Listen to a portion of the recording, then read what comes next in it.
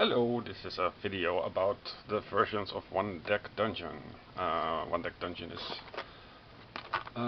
made by Asmadi Games in 2019 by Chris Kieslik, and there are several versions, so you have to be aware of that in when you are considering buying on the secondary market. So this box is the original, and on the first page you see version 1.0. Then there are several evolutions in the game, and after several reviews and reactions from consumers, it eventually evolved into 1.5. You can print it for free online from the Asmadi website. And there are several clarifications. I made a crappy print myself, but it's good enough. And then there was a bonus content edition. You can also print it for free. It has Kaliyama and Phoenix Den as a boss, and if you have the 1.0 version, you really would want to upgrade it. So again, from Asmadi Games for free, there is a one sheet page that you can print, so it's not very costly for your printer. And you should, instead of the yellow heroic feats, that's the first, the top skill, it has evolved into a blue colored skill for the heroic feat, and you use some scissors and cut out the corresponding parts. So for the archer you have the two eagle eyes.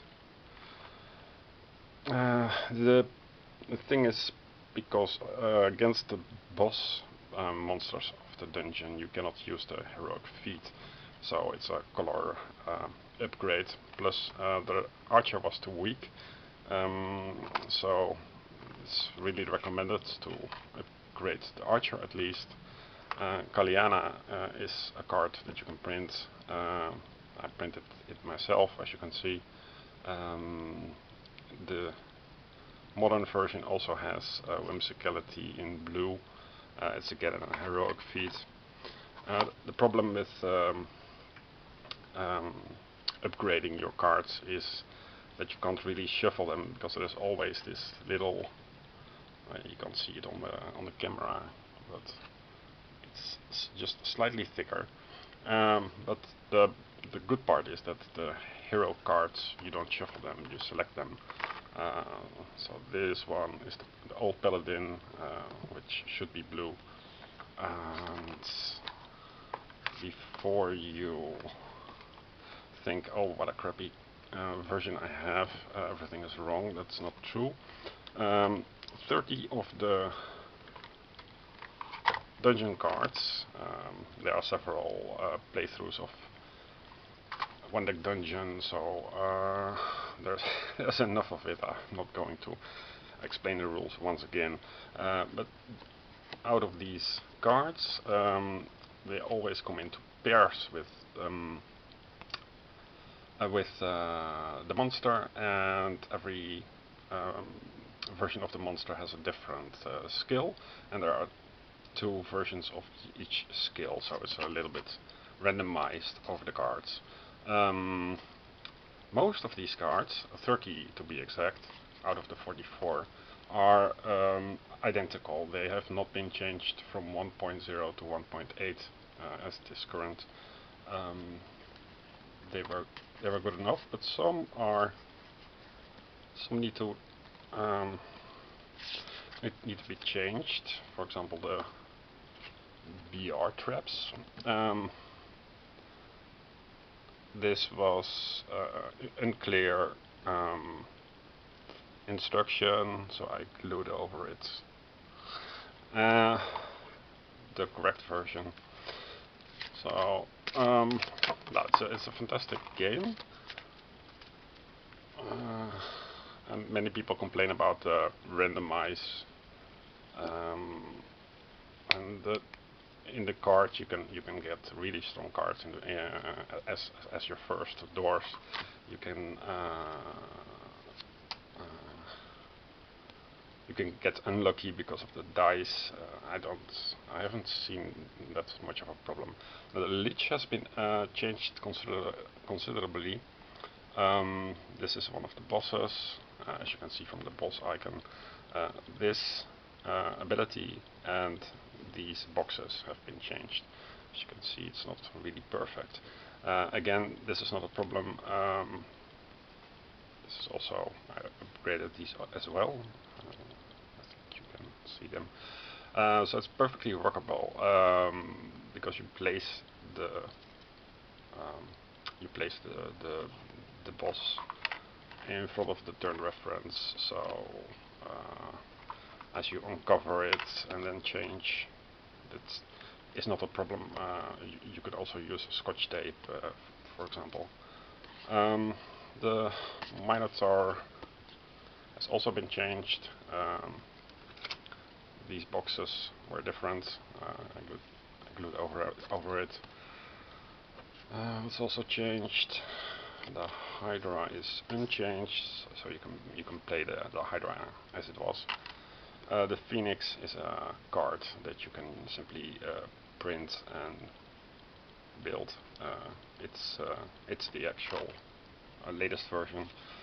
You don't even need to buy the box at all, because you can simply download the cards for free in their print and play form, and they are identical to the retail product, or the Kickstarter product. Yeti was a bit overpowered, so this has been weakened a bit.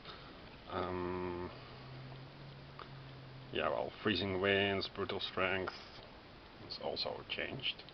The Dragon's Cave is unchanged. Basic skills are unchanged. So, the level up requirements have been decreased by 1, so instead of 7 it is 6, 9 becomes 8, 11 becomes 10.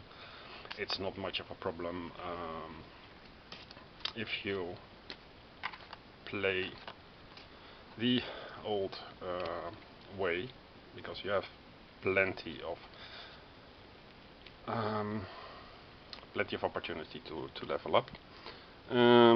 This is pretty handy to make a paper ribbon, so you can take it out of the box. I use for general supply the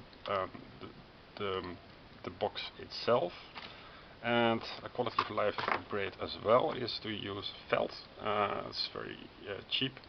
You make a cross and you mark it with a pencil, and you take out the corners and you fold and glue it like this to give some indication of the difference in how to annoy your fellow people around you. This is the sound with felt, and this is the sound without felt. So you really want the felt. Okay, now I sold this because I have no need for a second copy, because after the Kickstarter started for the Forest of Shadows expansion, that's this one, I also got the upgraded cards. I haven't used the felt here yet. So the Forest of Shadows had an add-on option to buy the cards simply from the old one deck dungeon. And as you can see, these are the proper colors. So you don't need to fix these at all. What people usually do is they mix the cards from one deck dungeon with the Forest of Shadows expansion. I'm not really a fan of that.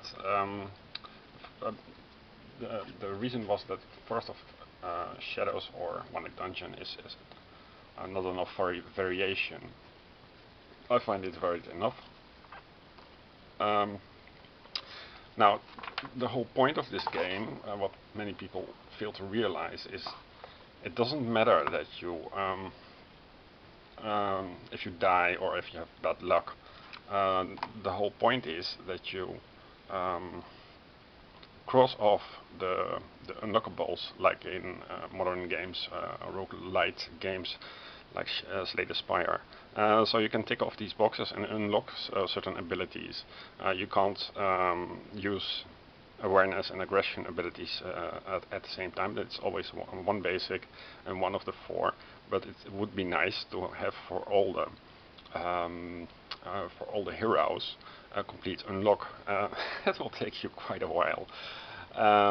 There are some difficulty versions starting from 1.5. So it's a noob, veteran, hardcore, ultimate, whatever. So as you can see, the modern version has 1.6, and there is an online upgrade of 1.6 to 1.8, and the difficulty version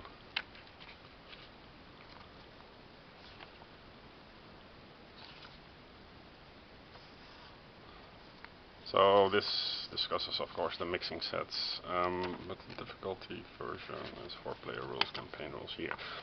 Challenge tiers. So there's novice, standard, veteran, and fearless. Now, if you do veteran, then you have the most natural version, and whenever you whatever happens at the end of your current game session, you gain 2 extra check marks. So if you go for, if you select the hardest, the 3 dot boss, then you have already an advantage. You have already 3 checkboxes that you can check for the hardest versions, and that's the pentagonal shape. So these skills are very easy to achieve. Now, as for the version that I use, there are 2 kinds of, actually there are 3 kinds of reference sheets. So this version is for complete a floor level up, defeat a boss, any boss. You can put checkboxes. Now, actually, what you want in the 1.0 version, you want to put on the back side checkboxes or tick boxes for the names of the dungeons, of the bosses of the one deck dungeon version, so that you have for all the one deck dungeon version heroes like mage. Mage is one deck. Let's see.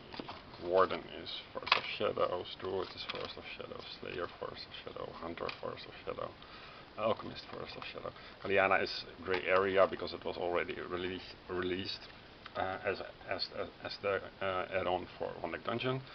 Archer is one deck dungeon, Paladin, Warrior, and Rogue. So you have more than enough heroes to complete the game. So that would be my suggestion for the 1.0 achievement sheets. So you put the checkbox markers on the back. For the more modern version, you have games played and the Forest of Shadow names of the bosses. This is actually poison elementals, or the abbreviations, but the well, the tick boxes are mostly the same, but if you want to be complete, then you would also put on the Forest of Shadows the name of the one-deck dungeon bosses, if you're really into this game. And I mean, I love the system. It's very easy to carry around. Now for the hybrid dungeon version, I haven't tested it out yet. I had some problem with the rules, and so I made these simple papers. So the dice that you get from the items that give you the dice, you get a bunch of dice, and then you spend dice. For example, 2 for 1 heroic die. The 2 dice go somewhere. So I made a card to instead of a giant playmat, which is for later. So this is useful. Player dice pool is useful. So I have here the one-deck dungeon 1.5 helper cards. That's the bosses, etc. The one-deck dungeon 1.5 enemies from the Kickstarter, and the Forest of Shadow enemies. And after I complete, after I defeat a boss, I'll exchange 1 for 1 card, not mix it all together. This just doesn't make sense if you go into a forest and then you find some dungeon stuff. So that's about it. So I suggest make wrappers, verify which version you have. Both games fit perfectly in one box. Well, almost perfectly. Good enough. So yeah, that's about it. Bye.